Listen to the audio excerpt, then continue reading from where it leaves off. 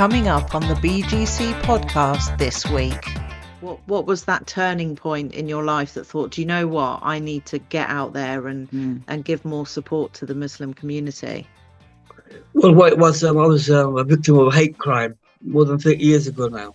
Wow. And that spurred me, you see, to kind of go on and work in the arena I work in.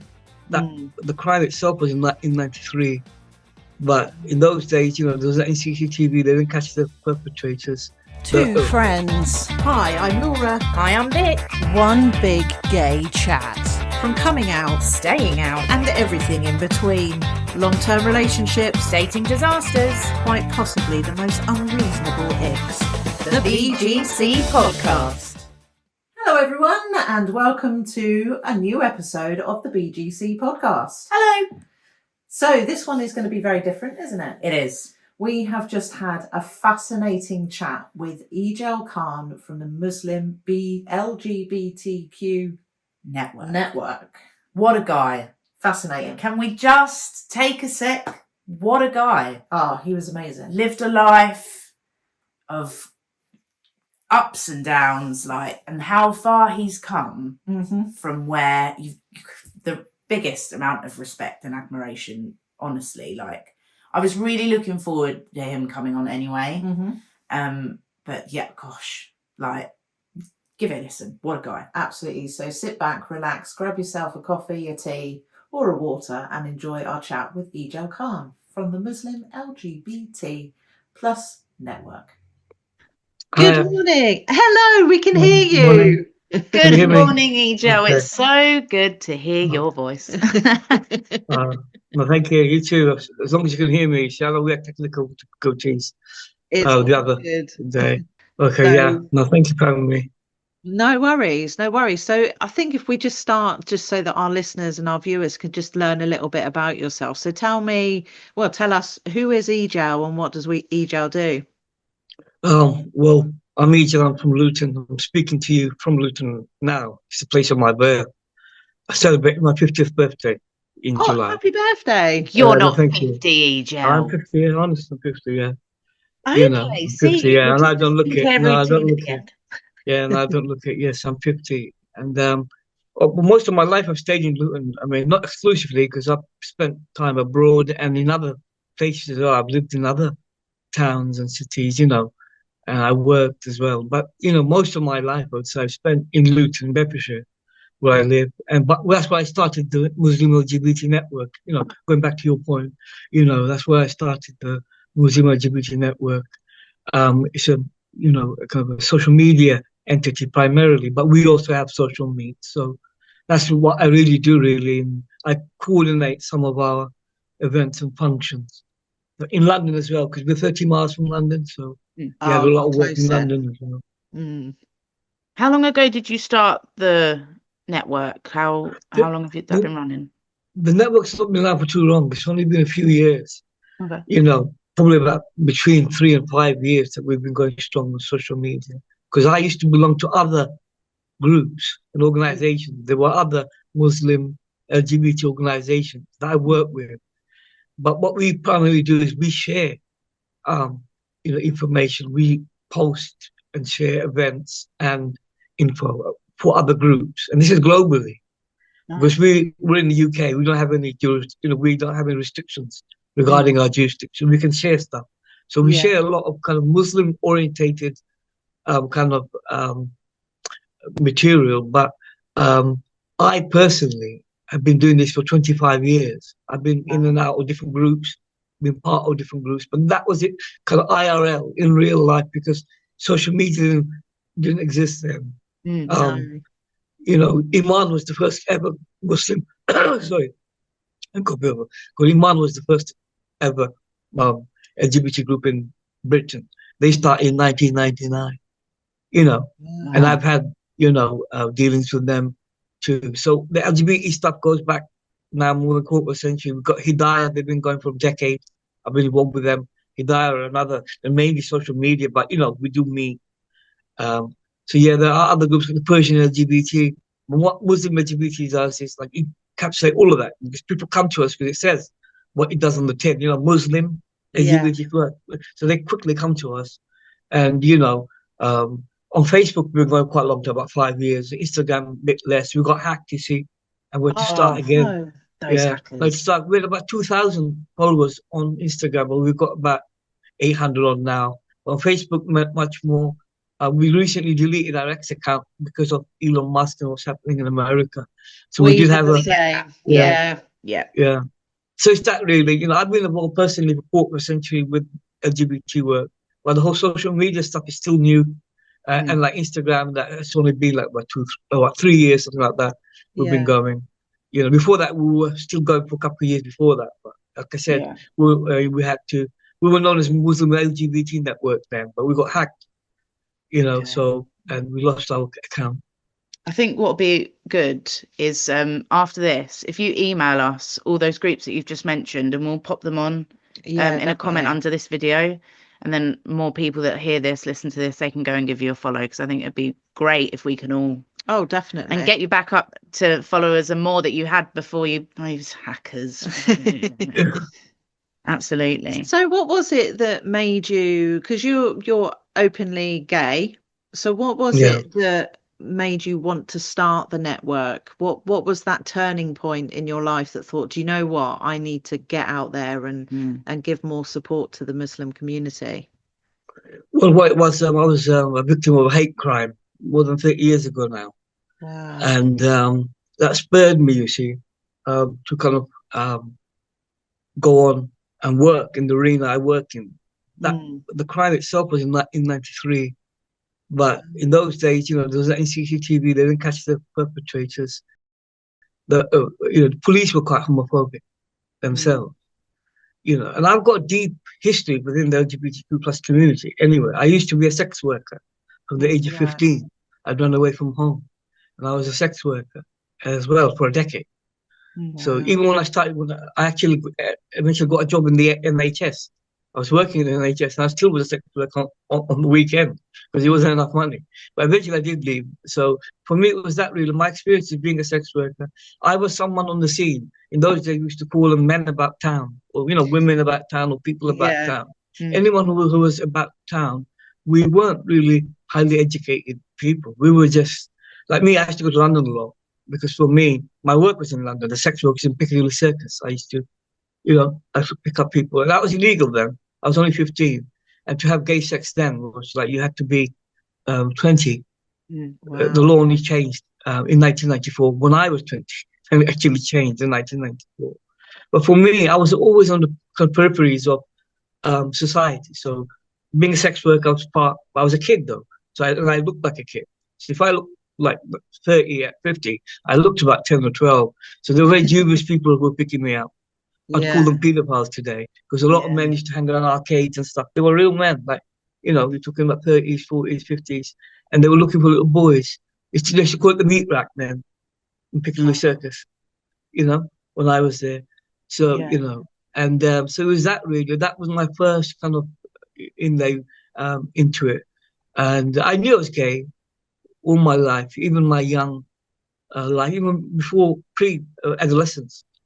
I had that inkling, because in school, like the minute I had puberty, I would get aroused while I was like say in the, shower rooms after, and people complain, other kids would complain to their parents, and their parents would come to school and say, I wasn't touching them or anything like that. I would get physically aroused, if you know what I mean, because I was gay and I'm around other young men who were naked.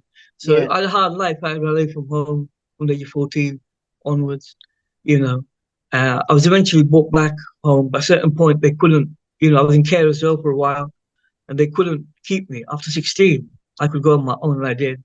I was primarily in London, and I knew the whole gay scene. I knew so many people who are not famous, and, I knew so many people who are well-known people now. Some even watch on telly, like still, and others like more famous on social media. I got to know a lot of people in the gay community. I was quite well known. So what was it like then growing up? Because obviously there's, forgive me if I sound ignorant, but there is in any sort of religion, there always seems to be a stigma between being gay. So what was it like growing up as a gay Muslim? Well, I tell you the truth, in the early days, being a gay Muslim wasn't a problem. We weren't, we didn't have those kind of factions where you had like extremists and moderates and, what we all know, we understand that there are different types of Muslims and Islamic sects and what they believe, sects, I mean, not sects, what they believe. So, in the early days, it wasn't a problem because I wouldn't hear bad stuff about Muslims, say, on a kind of theological level. I wouldn't hear that as a kid. What you'd hear is like normal homophobia, like I shirtlifter,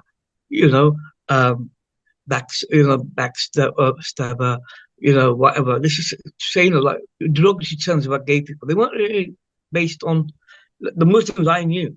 They didn't know a lot about their own faith, so they weren't coming down and like engaging with you on a religious level. It was just ignorant. So, it was stuff like that, really. And I dealt with that in the mainstream community as well.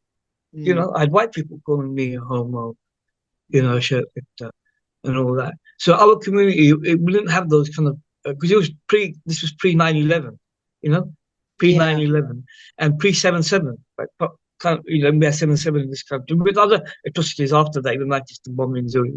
But this was all pre that. So people didn't really know that. Even in my community, there wasn't that religiosity that there is now.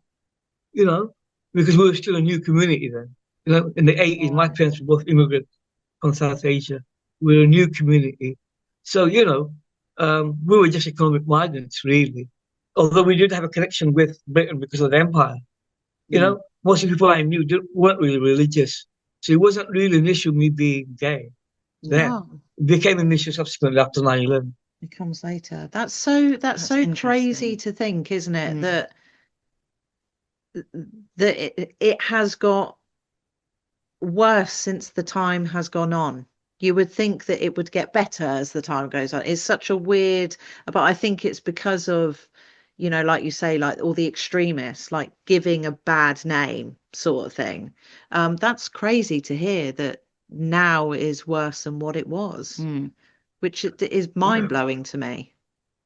No, I mean, you're right. It's a kind of oxymoron, they call it. I became educated. I did an undergraduate degree and a postgraduate degree. I became an academic and a lecturer. Coming from where I came from, think about it. Being homeless on the streets, and being a sex worker. I did. What I noticed was the young people were far more au fait about, their faith. They would, could research it, learn. Their parents, say, came from Bangladesh, Pakistan, South India, even India. India has a large Muslim population. A lot of them live in this country as well. So we were from British Raj. It was called British India then. That's why we came here post-war to work in this country. And a lot of them didn't really know a lot about their own faith. They were just culturally Muslim, like you can be culturally Christian. You might want to get married in a church. You might even go to church on a Sunday, but it might still not be considered a practicing Christian. It takes a lot to be a practicing Christian too, not just a Muslim. So, there's a devotion. And so it was the same. I found the young people were researching about their faith much more because a lot of them felt not accepted by British society. For some reason, because of racism or whatever, they were looking into it.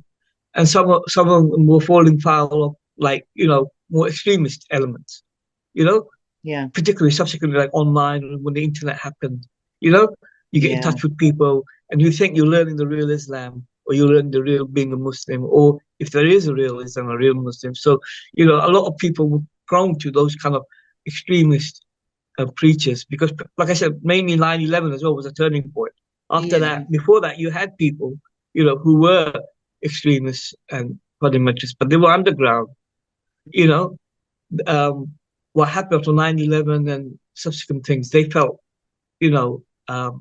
that they had a genuine grudge, and they talk about kind of issues pertaining the gay community. They were quite homophobic. I would go there in Luton where I live, and there'd be stalls set out by extremists. They're now a prescribed organization. They were led by Anjem Chowdhury, and he was one of the, leaders. So you might have heard of Anjem Chowdhury. He used to come to my town a lot, try to recruit young people, and I picked up on it, the homophobia particularly. When they used to say, Islam denounces homophobia and stuff like that, I would try to engage with them. So stuff like that. I found the younger generation, not all, I'm saying the younger generation, they were more kind of sidelined. They were more extremist than their parents say. Their parents had jobs. Their parents mixed with the community. They weren't really that religious. They were economic migrants. And the younger generation are far more educated as well.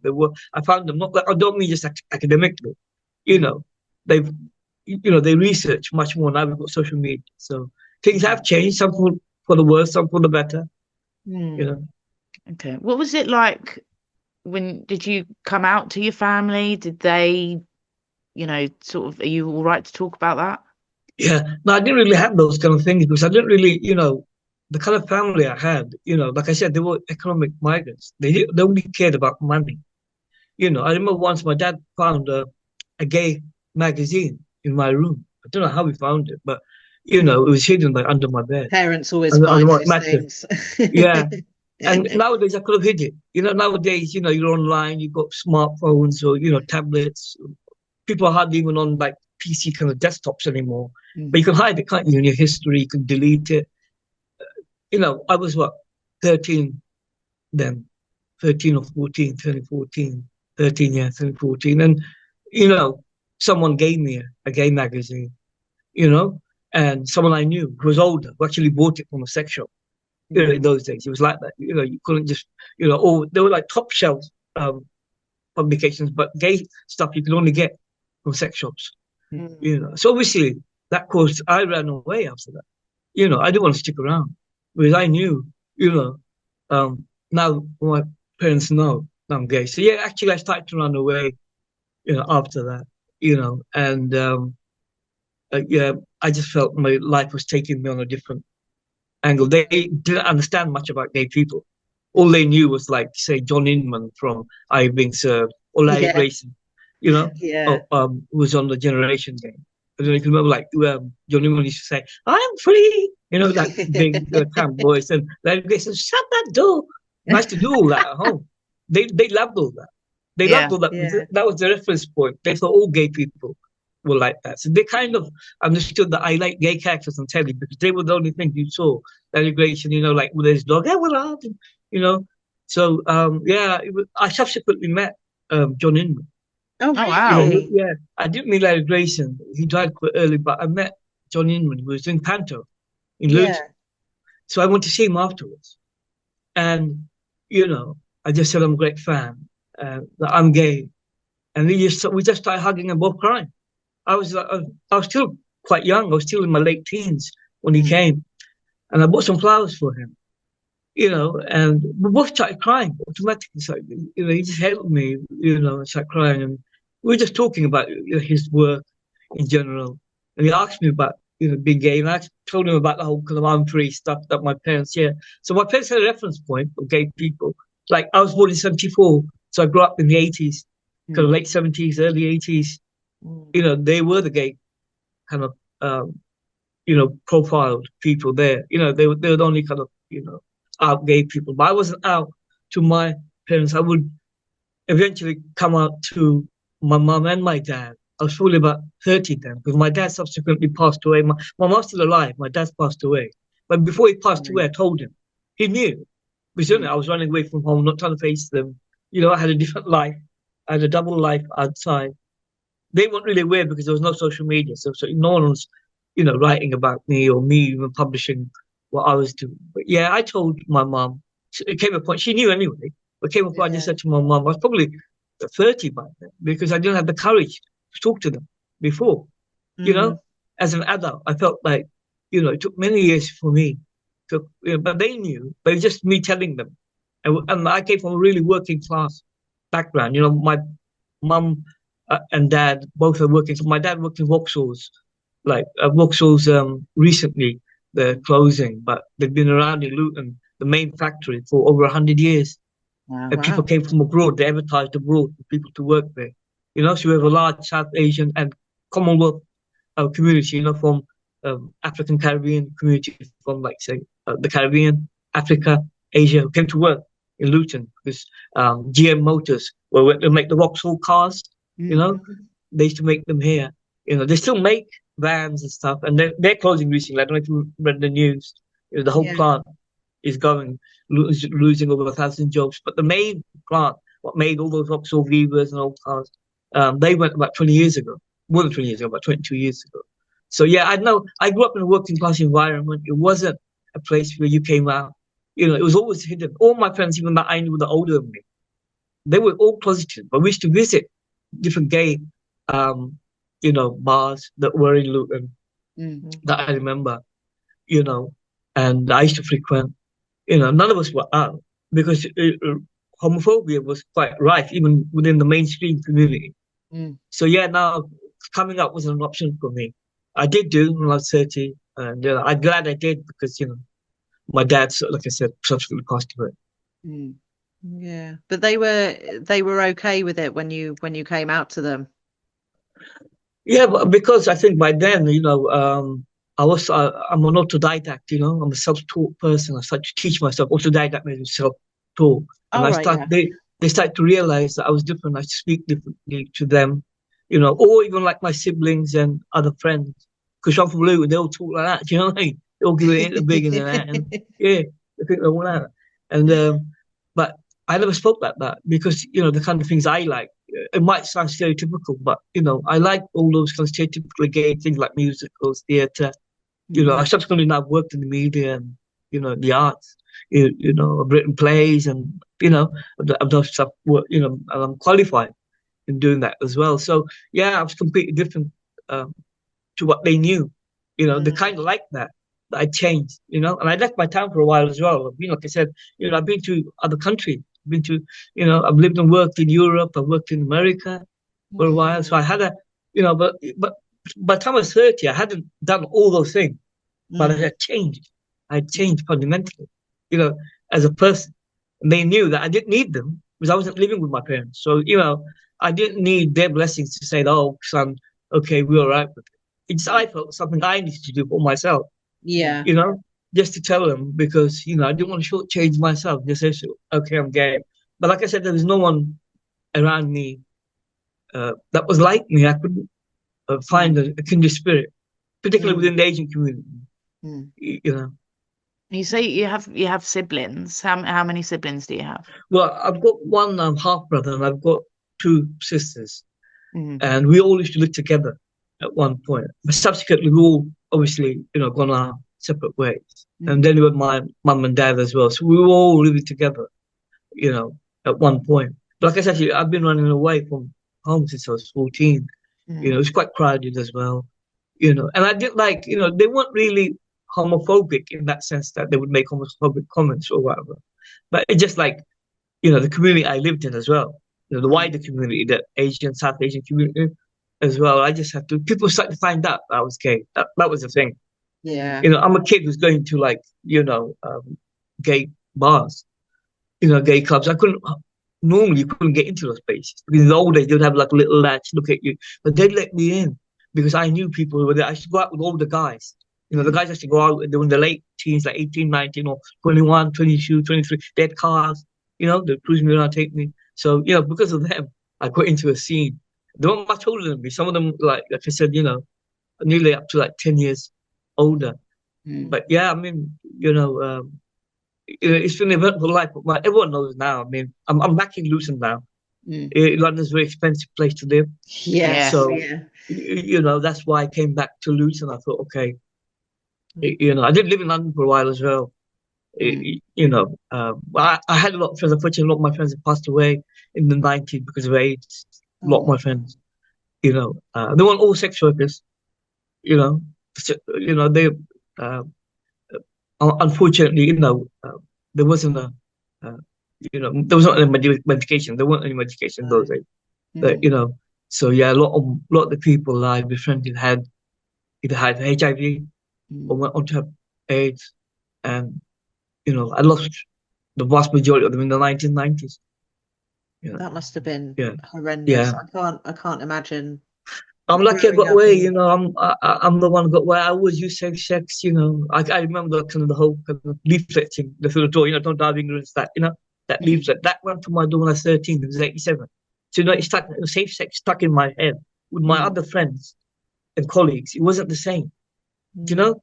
They grew up in a time they were quite free, you know, with sex, you know. And they were a bit older, like I said, some of them were up to like 10 years older than me. Yeah. You know, and they would disclose it. We disclose to each other. We'd say, "Listen, I'm HIV, or I've got AIDS." You know, there was I knew some sex workers who had HIV and AIDS. And subsequently, obviously, people wouldn't want to go with them, and if you didn't disclose to them, you know, that itself as well, you know, could be deemed, you know, a crime. So it was, you know, a sex crime anyway. Being a sex worker was a crime anyway. So yeah, it was just it was a very different time. But I grew up in the 80s, you know, late 80s, early 90s, very different time to today. If you were to meet a young Muslim, openly gay man or female, what would be the advice that you would tell them moving forward? Like they're out, whether that was a good coming out or not, but they're out. What would be your advice moving forward to them? To me, it's to, like, you know, always to be yourself, to be your authentic self, and treat others like how you would like to be treated. I know these are all kind of adages, you know, they seem, but that's really the truth, you know, is to treat others how you want to be treated, you know, 100%. And obviously, you know, they don't want to be judged themselves. So if they come out and they say to me that they're gay and they're Muslim, it's about, you know, reaching out to others maybe who come from different backgrounds as well. I'll tell, because nowadays what I've noticed within the Muslim community, there are many LGBTQ plus kind of identifying individuals who are also, they consider themselves practicing Muslim. And that wasn't the case when I was young. When I was young, you know, necessarily, I didn't know any practicing Muslims who were gay, or even people who were culturally Muslim. You know, we hardly even mentioned our faith. Like me, people just saw my color first. I was South Asian. In those days, it wasn't about being a Muslim or Hindu or Sikh. You know, I was just a South Asian lad, you know, Asian lad who hanged around, you know, with other white lads, or, you know, women. You know, we had transgender, trans-tube for the trans community as well. But it's just about reaching out to other people. If you're Muslim today and you're gay, you know, reach out to others who may come from another faith to yours, or from a different background to you, you know, and you can get to know them online. You don't have to go and meet them in real life if you don't want to, but just having those experiences like I did. What I've noticed today is we've become, the LGBTQ plus Muslim community, and become quite insular as well now. Because you've got social media, you can join like Muslim LGBT plus network or Imaan or Hidayah. You can join different groups and not really be part of the larger LGBTQ plus community. But what we say on our bio, that on Muslim LGBT, that we are open to all, you know, irrespective of faith. We're open to allies, you know, and Muslims and non-Muslims. But I've noticed a trend towards LGBTQ plus people identifying as practicing Muslims. That I would never have thought that in the past, you know, because we were like going against everything, the grain of what our faith teaches us about same-sex relationships. Yeah. You know, so that's a surprising thing I found growing up now, that the young people who are growing up now are doing that. But I think that for me, and this, you know, I'll give you an example. The first ever LGBTQ plus conference for Muslims happened a few years ago in Birmingham. And I spoke at the event. And my whole, you know, discussion was about 9/11 and how it's changed relationships with Muslims, you know, and the LGBTQ plus community. So, and I've noticed that they have become slightly more insular. So, and there is a kind of minority who even consider themselves practicing Muslims. That's because I do feel like the society has changed. Yeah. One time, if I wanted to be part of the gay scene, I felt like I had to go to a club, I had to drink, I had to be there. No one forced me to do anything, but I felt like, you know, I had to be at a gay bar or a gay club. You know, and today you don't necessarily have to do that. You can be in a sober place as well. You know, so I notice young people today, they are more tribal, really. You know, that whole kind of identity politics and, you know, culture wars, that all kind of plays into it. But that's just my opinion. You know, I respect young people. I respect their opinion as well. So to me, it's just reach out. Reach out to people who may, not necessarily be your first choice, but engage with them too. But try to have a friendship group, which is kind of broad. I know nowadays with echo chambers, with algorithms and social media, it is difficult. You just get stuck back into your own communities. And I'm not just saying about Muslim. I'm saying that because I am gay and I am Muslim. Yeah, like, that goes for anyone. That can go for you, Vic and Laura. It can go for you too. You could get stuck in your own. You've got your following, and it happens to all of us now. So I'll just say, just reach out to people, be yourself, and treat people how you want to be treated. With kindness, understanding. If they don't know about your faith, if there's something you don't know, be a reference point, be a signpost. Like Muslim LGBT Network, that's what we do. If someone wants to know much more about Islam than say I know, we'll signpost them. We'll say, okay, go read this, or do this. So it's just about being kind to one another. It is. Right. I couldn't agree more with you've got to 100% agree with treat people how you would want to be treated. And if everyone lived by that motto, the world would be such a happier place. If everyone just treated everyone how they want to be treated, that would be lovely. Absolutely. And I get what you're saying with with the whole social media thing, with algorithms and stuff. You tend to be pigeonholed, don't you?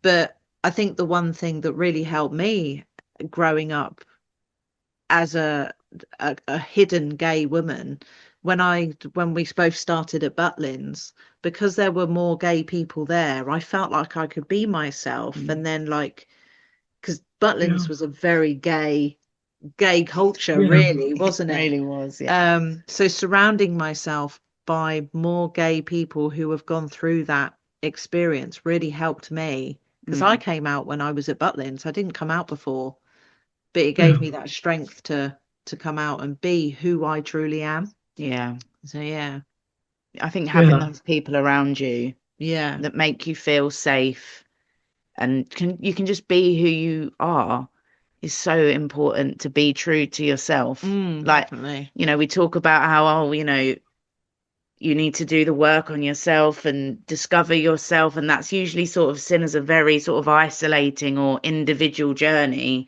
But actually we need people around us for us to be able to experience and feel and live, to be able to be like, actually, no, this is who I am and I'm proud of who I am. And people like your lovely selves that are there to support people through it will just be great for everyone. So what? So I just wanted to ask: was it the blue coats in Butlins? Did you have blue coats? Was it? Ejel. No, which that's one was the red coats. It's the red coat. The red coats are Butlins. Yeah, red coats. That's right. Because I know Butlins and Pontins, because I dated a few guys, from both. Because honest, because they were quite. You had some of those. I remember some of the characters I met were quite camp, and I know, once again, stereotyping, and they came from the kind of holiday camp scene. They were red coats. I've met both, and blue coats. And I've forgotten about. I remember now. You just telling me about Butlins. That all came back to me because I remember one of the guys I dated. So he must have been a red coat. Sorry, then. Yeah, and he told me about his experiences there, and I think it was a place where you could be yourself, because it's quite creative in the job itself, performing, big out there. A lot of gay men at the time found it a great outlet as well. It was one of the few for working class gay men as well. Because I subsequently have seen others like in the media who are not necessarily gay, who had been through that as well. Like I think was it Lee Mack, and then you had like others like comedians. I forgot his name. A lot of them had an apprenticeship with the, with Butlins. So no, and we all content as well. Why I wanted people who was LGBT Network to see you guys, to see that a lot of our content sometimes can be just about being Muslim, gay, and we want to make it universal to all. So that's why I shared your content. I don't know if you noticed. Sometimes I would share your banter. It's between just two friends. I wanted that because we didn't have enough of that. I wanted to show that our content is not just about Muslims. It's not just about, you know, where the kind of world we live in. Like I was at this protest on Saturday. It's up on our Instagram page. And it was about the LGBT flags being kind of defaced. They were flags that were painted onto roads. So the local MP came, the local mayor came. And one of my friends, Rob, he runs Forestgate Pride in London. So he called me over, you know, last minute to come and talk, because there's a large Muslim community that lives. We're not saying the perpetrators were Muslim, but there's a large Muslim community that lives in Forestgate, one of the largest in the country. They're mainly of like Bangladeshi and Pakistani descent, you know, heritage. Some of them were born there, but I spoke and, you know, and I noticed it was very diverse. Like I live in Luton, very diverse, and, you know, what we spoke about. And I didn't want it to just be, so when I see your content, I just love, you know, the banter you have sometimes, and I will share that. I know you have much more in-depth issues as well, because I've seen your content. I've seen the bullying. You know, you've had podcasts on bullying and other things. You know, which I've, you know, listened to, and I like. You know, and I know you go quite into in-depth subjects as well. You're universal, but sometimes it's just like the friendship you have and the way you talk to each other. I like, and you know, I'm unable to do that at the moment because, you know, I'm a coordinator. A lot of our members are not out as well. We have a quite big contingency, or not necessarily out. You know, who'd have that kind of relationship. Let's say you have, you and Vic have, you know, both of you, you know. So that's why I shared it. People would think, why would I want to share something, the big gay chat with Muslims, you know? And I think you're on the South Coast, aren't you? I don't know. Are you based in Bognor, is it? Bognor? Yeah. Right, sort of like Bognor, Brighton area, Bognor, Brighton, yeah. So, you know, I wanted them to see that, like see how people interact with each other, irrespective of faith or where they're from, you know, or if they're trans or LGBTQ plus, however you identify. That's why I shared that content, because otherwise the humanity goes, you know, we lose our humanity if we just, you know. So I want to stop on there, and I explained to some of the people that I know you do more serious stuff as well as universal stuff. It's universal to all, and that's why people do watch you, because you don't have to be a Muslim to watch you. You don't have to be Asian or whatever. You don't have to know anything. You know, it's just about friendship that comes across and being open. You know what you said about being open with one another. 100%. You know, and by being yourself, you know, and I love that. You know, and that's what we're aiming for as well. You know, hopefully in the future we'll have that. There's a lot of our members, you know, it's hard. We've had hard lives, you see, and we've been through a lot. So it's very hard for us just to have, you know, bands. And I know just not something you just have. You're not just bands. I know that. You know, you're not just about the banter. You're all about. You've got me on, for God's sake, you know. But it's just like I hope we can learn something from you. Do you know what I mean about life?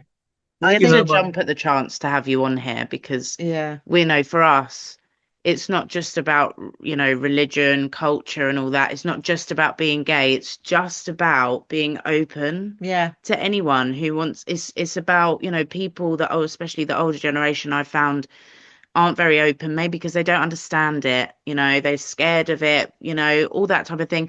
If we just open up the conversation to whoever wants to have a conversation, I think people are also really scared about offending people. I don't want to ask questions because I don't want to offend. Too polite. Ask me a question. If I'm offended, maybe it's just because of your wording. I'm really hard to offend me, like super difficult. Ask me a question, you know. I work with a Muslim guy, and he asked me, he was like, when I first joined, he was like, I don't want to offend you. I was like, ask me questions, please. Like, please ask me questions, and let's just have an open and honest conversation. It's, you know, and people are scared to do that, aren't they? So by doing this, asking questions, having an open, friendly, funny chat, we're allowing those conversations to be heard, and it becoming a norm. And that's and meeting new people like yourself, like you've been through so much, your life is so interesting, like absolutely blowing my mind what I found out about you in just this short amount of time. That's the joy of life, and that's what a community is. It doesn't have to go by religion, sexual orientation, whatever. It's people being people. Yeah, absolutely. Well, we get that nowadays. You see a lot of the people who joined, say, our organization or our members are kind of fleeing persecution. So they've come from other countries where, they couldn't be themselves. They were like privy to like long prison sentences or even death, the death, penalty in some cases.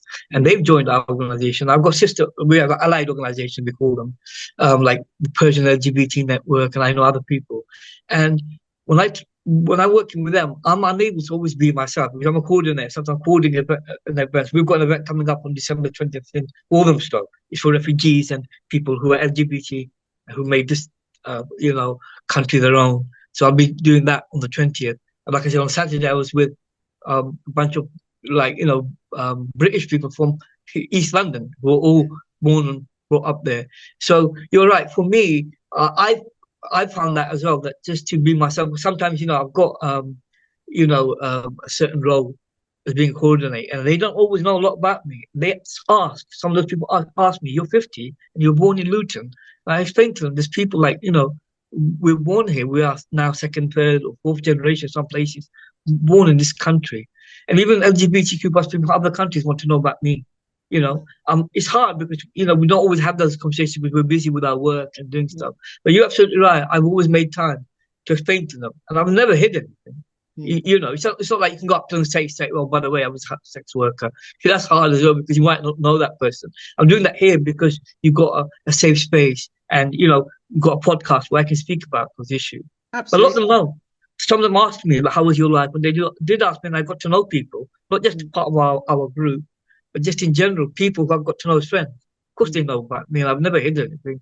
And they're surprised about that too. You're right. Like sex worker, Luton, and all those, they just see me as a Muslim. Some of those people fled persecution. I can't always speak all the languages because I can speak some South Asian languages. There's a couple, because I grew up with parents who were immigrants, like we've got like Hindi, Urdu, Bengali, some of those languages from South Asia. They're not necessarily Middle Eastern languages. They're not Arabic or anything like that. But I can speak those languages. But other languages I don't really know that well. I'm not as fluent in. But they're surprised as well. Some of the people I meet who are new in this country, we've helped them advocate for them, through the Home Office or whatever. And they're surprised when they, not just me, others like me. Because they don't understand that, there's a long history of Muslims in this country. We settled in areas, like I go to Brighton a lot. I've done a lot of work in Brighton. I work with different groups in Brighton. And going to Brighton, there's a large Muslim community there as well. Because I recently, we joined and we did a Palestinian march demo in Brighton. I was invited by Brighton PSC, Palestine Solidarity Campaign. And some of our members are in Brighton. So we all joined together with the Brighton Palestine Solidarity Campaign, which just, they're run by local people, who aren't even necessarily Muslims, but they included us, and we went. And that for me, that was a big eye opener because I'm meeting people who are part of my group in Brighton who I've never really met, that I've only interacted online with them. And I spoke to them. Some of them, once again, they fled persecution from other places, not exclusively. Some of them, grew up in Brighton, and I spoke to them as well. Some of them were born in Brighton. There's a young lady I met. She was born in Brighton. Now she works for, Brighton PSC. She does stuff with them. And there's another gentleman I met. He grew up in Brighton. And the Brighton community has changed, exponentially. It's getting bigger. Not just Muslims. I'm talking about, it's quite diverse now. When I used to go to Brighton back in the 90s, it wasn't as diverse. Today, I see Brighton is quite diverse. You got there's a councillor who's a Muslim, in one of the wards, and that in the old days I couldn't imagine that because there wasn't much of a community there. When I used to go there, I used to stick out a bit. I'm talking about now, 1991, 2 onwards, and it wasn't racist though. I never found Brighton. I didn't experience any racism because it was quite an open place. They accepted gay people too. It was like the epicenter of the gay universe for me. Brighton, I always heard, all the gays lived there. It was like the Mecca for gays, So I just want, the minute I could get some money together, I wanted to go there. I remember me and another was a friend of mine who was also gay. Wasn't my partner, because if they were my partner, there might be issues with you. But we went there to, meet other gay people. We met lesbians and from trans community. I remember meeting people from. I remember meeting a trans sex worker who was telling me about, her life, and using those terms, using how pronouns that we know now to use for people, and then, and I remember she was saying she was inspired by Marsha P. Johnson, who was a great civil rights activist in America for the trans community. Yeah. And Sylvia Rivera. We were talking. Well, there were people at the time who just passed away, by the way. At that time, 1992, 93, we had Marsha P. Johnson was found dead. People don't know the circumstances. Marsha P. Johnson was a famous trans activist, and Sylvia Rivera, too, short time after her, passed away. So, we were always talking about those people in the trans community then, and wondering what we could do, how we can build, and I wasn't part of the trans community then, but I was part of a large, LGBTQ plus community. And, and I felt, oh God, I wish I lived in Brighton, do you know what I mean? I could be open. The first time I ever held hands with a guy was in Brighton. I remember coming down Brighton Beach, the pier, and I didn't feel, odd, and that was honestly, and the first time I ever kissed a guy on the lips there, it was just a peck on the cheek, but that meant a lot to me. Coming from Luton, with a large Muslim population and industrial town, and it's, and this is like, it's landlocked as well, Luton. We don't have a coast, for, the closest place is probably near Norfolk, or Great Yarmouth. Great Yarmouth is probably something like that. We were part of East Anglia. But even then, we're still not there. So when I went to Brighton, I found it a free place. I've been to other places, but I've been to Eastbourne. I go there a lot. Brighton. I've been to Bognor as well. Like on a day trip. That was I'm a long so time sorry ago. you had to go to Bognor. I mean, obviously, because obviously, holiday camps and Bognor's it's world renowned, isn't it? Really, and it's quite renowned in the UK.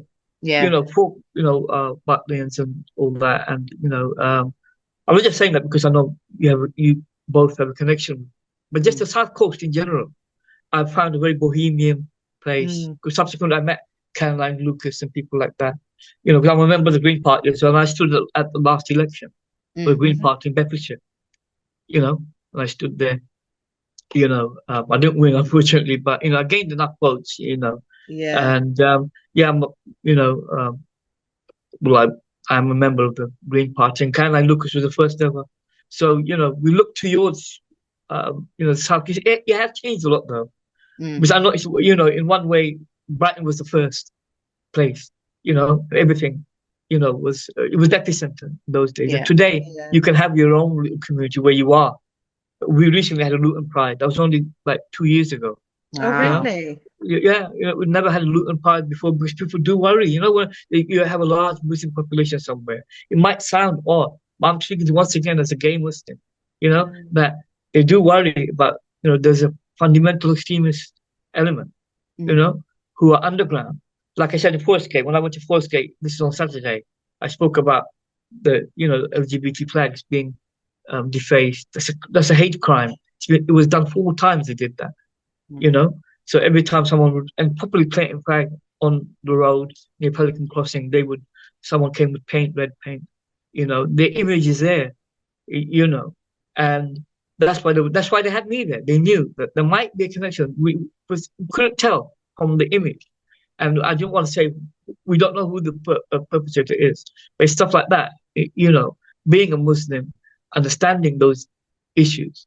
I've always gone to the South Coast as well. I've always had that connection with Brighton. You can see on our Instagram page, you'll see some of the stuff that we recently did with Brighton PSC. So it's just, adapting that. Everywhere nowadays has its own pride. Honestly, Luton wasn't a place you thought about, but we do have this local gay club, which is very popular. It's called Flame. They've never had any trouble. And people of all diverse backgrounds go there. But I think just didn't think about pride. We're a town where it's the poorest town in the east of England. by the way. We have high unemployment, one of the highest in the country, you know, and, you know, it's a town where it's the birthplace of the English Defence League. And it was also the headquarters of a now proscribed group. They were called Al Muhajirun. They're the group I was telling you about, the Anjem Chowdhury led. You know, Anjem Chowdhury, famous Islamist. So, you know, pride there, people didn't understand how would it fit into, you know, our town. You know, they were worried it get sabotaged, you know. And it was initially just the flag was sabotaged.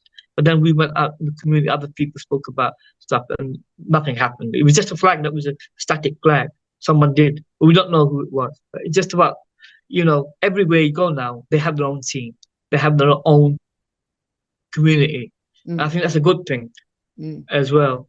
Absolutely. You know, there's Forescape Pride. What, you know, the one I went to, well, it wasn't Pride I went to, but the event I went to, it was run by Forescape, CIC, Community Interest Company. So everywhere I've been to in British Isles, and I've been everywhere, in Scotland, Wales, I've been all over the British Isles.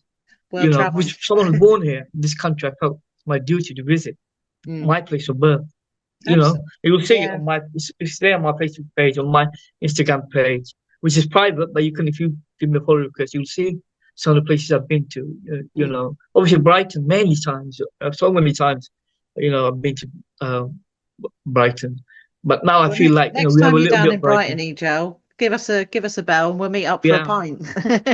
No, really good, because, you know, I was there with Solidarity Tapes, this organization, and I don't know, you might have heard of the Green Rooms. We were there. I was doing, you know, and sometimes I have to come back on the same day. Depends if I'm staying. But I had friends. Sometimes I'll stay with friends. Otherwise, it was hotel, whatever is expensive. But, you know, you've got the Bedford to Brighton line. We've got, you know, and it's direct to Brighton. And I've come back on the same day sometimes. It's quite a long journey. It's almost like 2.5 hours there, or 2 hours. So round trip could be about, you know, over 4 hours. But yeah, I'd love to meet you guys, you know, in Brighton. You know, it'd be great to see you there. And I've been to a lot of places in Brighton. I do know it quite well. You know, I love it. It's like it feels like a second home. Yeah, to me. For sure. I do have to ask, Ejel, on a less serious note, do you have an ick that you would like to share with the group? Or something that annoys someone else. Yeah, something that you just think, no, go away, get in the bin. Yeah. Well, I talk a lot, I think. You know, I talk too much, and I go on. You know, I've been described as having verbal diarrhea. It's good. You know, in the old days, you used to say, you know, it's good if we're friends. It's okay. Do not necessarily get annoyed because they know you. Like you have that relationship with each other. You know, but I think it's Vix X used to do there was this, you know, thing. I remember watching that. Honestly, and I do watch you. You might think I don't watch. I do watch you because I'm just a human being. You know, I love watching stuff that, you know, interests me. It's not like you said. Yeah, it's just maybe sometimes I talk too much, and other people, my friends are all like that as well. They all talk too much.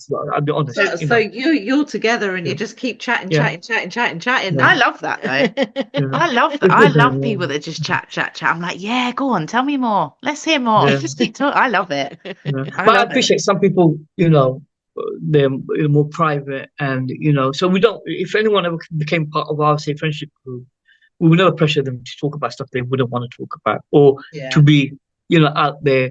You know, because I was all, you know, just quite theatrical. It's about like jazz hands and having a pink feather bow. I used to do that. I used to, you know, even on the weekends, I used to, you know, drag up sometimes, you know, had an alter ego as well. And, you know, so we were quite out, you know, and flamboyant. And, you know, sometimes you'd meet someone who's quiet with you, and we'd quieten down. But then we'd realize that, you know, just welcome them into our, you know, because we're not for everybody. You know, sometimes you have to make, even within the LGBTQ plus community, we're all different, aren't we? And, you know, even some of the gay men I've met sometimes are quite erudite, educated, and, you know, and not just about education, quiet, reserved, some people are. And the old adage, you know, the whole kind of camp thing about gay men, you know, I've seen that too, you know. In some ways, you know, we do talk too much, and sometimes you could leave someone out. And we understood that. Growing up now, I've understood that sometimes we have to kind of tone it down. That is it. You know, some people find that, you know, a bit alarming, especially like you said, if they, you know, are quiet person, maybe, are just kind of ingratiating themselves into a new group. You have to be, nowadays I realize, even my friends, because they're my age, you see, my friends, we're all in our 50s. We have to understand that you can't misgender somebody, or you can't, you have to understand, like, someone's trauma from their past, because we never did all that stuff. Like I said, when we meet, we start talking too much. And that isn't it. Sometimes we, like, even in like a gay bar, other people complain about us. They would say, these guys are too loud. They'll say something like that. And, the bar person will come and say, but we realized, okay, we had to kind of bring it down a level because, it's different. Nowadays, it's different with young people. I'm not saying that many young people are out, but yeah, it would probably be understanding, not to be too out there and to consider other people as well, because young people nowadays, I've noticed, they're quite tolerant and they'll put up with you to a point. But our ick is probably me and my friends. We just we used to be very loud. with the age, I think we've quietened down. I think with the age, we've understood. But that was a problem. We used to be very loud and we used to annoy people. And same. She still we didn't care. Do that. I've not learned that yet. So yeah. But I don't mean we'll never mean to anybody, or we'll never bully anyone, because I've watched your whole bullying thing, your whole bullying episode as well. We would never bully. Even in those days, we didn't do anything to hurt anybody. But you're right, they would probably get pissed off just by us being so loud and out there. Because we're a mixed group. We had, I had lesbian friends. I had a lesbian friend who ran a bar. She ran a lesbian bar, and we were all, kind of kindred spirits, who met up. I even knew a friend of mine who was a trans sex worker as well. First time who I met in London, and we all used to come together, and we were so just like, it was about being out and proud in those days. It was the 90s. I am what I am, and we'd always sing songs and stuff. And I see less of that nowadays. When I see people out now, they're much more kind of not disrespectful of each other, because we were respectful, but they're much more wary of people. You should understand. So just it is that really. I talk too much. Maybe I'm quieting with age because I turned 50, so it's kind of changed a little bit now. Still can't get over that. You're going to have to tell us your secret, Ejel, because honestly, it's not giving 50. It's not. I know. No, I think gay keeps young. Look, I've noticed one thing. Gay men either look really old or they look really young. I've not met them like, a 50-year-old who just looks 50. A lot of gay men I meet, not because they keep themselves, young, or, they have a young mind, or others I've met, who, like, equally, I've not had an easy life, but I've not let that, get to me. I've tried to be positive. I've tried to always be out there, and I think you get that. Some gay men I know 50. I'm not mean that they look much older. I've got some friends who look much older. They're burning the candle at both ends. In the old days, going out, and I used to go out all the time, but it just didn't happen to me. And my friends still say gay keeps you young. One of my friends used to say that. He was just saying gay keeps you young. And I think that's even like, irrespective of gender, I've noticed that there's some gay men who look really young, even now, and so I'm lucky. Yeah, no, very lucky. Nice. Very lucky. Any other questions for Ejel? I don't think I have any more questions. Ejel, do you have any questions for us at all? Is there anything else you want to add? No, I just want to really know about your friendship, because I know quite a bit about it, but I just, just really want to know, like, how long you've been doing the podcast for, and and how that interacts your personal life, because I know you're both friends off screen. Say, I know it's not just for the podcast, but how it's affected you. Just briefly, not succinctly, just about the podcast and your real life. Do they interact? I mean, and how long you've been doing it? Well, personally, Joe, I can't stand her. No, I'm joking. The lies. The lies. So we've been friends for years, haven't we? I think it's going on 13 years. Unlucky for me. Honestly. Yeah, the podcast has only been going since February, so it's not Oh, even right, a year old yet. And we just, like, Vic is constantly around my house, and we just thought some of these conversations that we have, we would love just people just to get involved with our conversations and just be part of it. So we just thought, one day I was like, should we do a podcast, Vic? She was like, all right. I did actually tell her no the first time she asked me. I remember. Yeah, you asked me once, and I was like, no, I'm not doing that. I was like, I'm okay. And then the more you spoke about it, and then you were like, let's do a podcast. And I was like, okay then. Come on then. I could probably find something to talk about, and turns out you can't shut me up. So yeah. So I was like, yeah, let's do it. But yeah, and I've not actually spoken to Vic about this, but I feel since starting the podcast, our friendship has got stronger. Oh, for sure. 100% got so much more stronger, and we've got that. We just tolerate each other better. All right.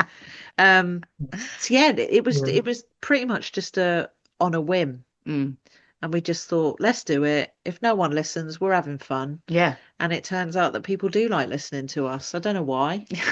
But yeah, and our friendship has got stronger for sure since doing this. We see each other too much.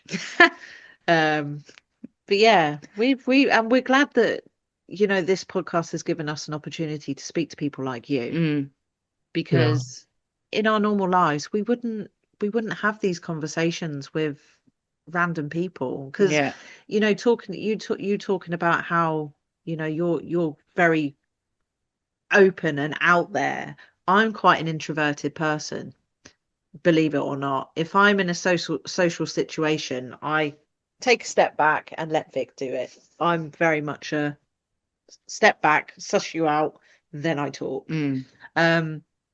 But for some reason I feel really comfortable talking openly on this podcast, and like I said, getting to meet people like yourself is brilliant, just to get that conversation out there.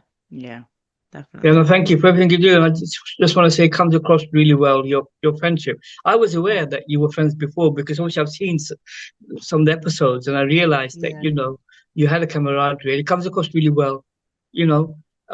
Your presence is really good. And it's evident, because someone like me who comes on and watches you and your content, it means it's universal. And what you do, and you come across, like I said, very professional. And I thought immediately you've been doing this for a long time. No. And I realized, because when I went through the content, I realized, okay, yeah, it is quite new. That's why I wanted to know more about you. But that comes across as well, your 13-year friendship. And please just carry on what you do, and having that kind of relative content, which is, you got so diverse as well. Like I said, the people who watch you are very diverse, and you will have much more followers coming on, because what you've got is a genuine friendship that comes across. It is, on the screen. You can see it. Some people are professional podcast people, who are backgrounds in the media or whatever. I'm not, criticizing them, but they know what they're doing. It's just the podcast was set up for them. With you guys, I feel it's natural, and it flows well. You have no agenda, and you're inclusive, and it's just the general, how you speak to one another. It's so warm, and we can see it, and that's what everyone we aspire to. Don't we, having a friend like you? So thank you for having me on. I appreciate it. And I will share it wide and say to everyone to listen to the BGC. It's Big Gay Chat, isn't it? Big Gay Chat. Big Gay Chat. Yeah. Thank you so much, Ejel, for coming on and answering our questions. Thank you, taking time out. It's been a pleasure. You keep having me. Thank you for having me, and let me speak. And thank you very much. Appreciate it. Absolutely, and we will definitely tag the Muslim LGBT network down in the video and on all the social media as well, so that you can share it to your followers and we can share it to ours, and we can have a great friendship. I hope to meet you soon in IRL, in real life as well. I will come down Brighton soon. Definitely. Thank you. Thank you so much, and enjoy the rest of your birthday. Take care. See ya. Yeah. Bye. Bye. There you go. Incredible life. as soon as he started speaking, I just thought, this guy, like, what a vibe, what a life, what a journey, like, and what he does for his community, not just the Muslim and not just the LGBT, but for all, like, for everyone. And he'll just, he's talking about that. A friend calls him up and I need you for this, I'm there. Like, what a beautiful human. And I love how he goes by the fact that you say, treat others how you want to be treated. I could not agree any more with you, Ejel. Honestly. Live your life by that. Yeah. 100%. So we hope you did enjoy our chat with Ejel. I had a great time. I had a great time. It was fantastic. It boosted my ego tenfold. Oh, yeah. He was saying some lovely stuff about us. We were like, keep it coming, yeah. Keep it coming. Yeah, no, great. Oh, such a good episode. I really enjoyed that. Yes. So if you would like to get in touch with us at the BGC podcast, you can email us at thebgcpod@gmail.com. You can follow us on all social media platforms. What are they, Vic? They are Instagram, Facebook, Threads, and TikTok. There we go. And if you are watching this on YouTube, don't forget to subscribe. We have now hit over 350 subscribers. Have we? We have indeed. So don't forget to hit that subscribe button, hit the little notification bell, and every time we upload a new video, you will be alerted. Lucky you. If you did like this video, give it a little like and it will help other like-minded people find our videos. But until next Friday, bright and early, I've been Laura. And I've been Vic. And we will see you soon. Be seeing you.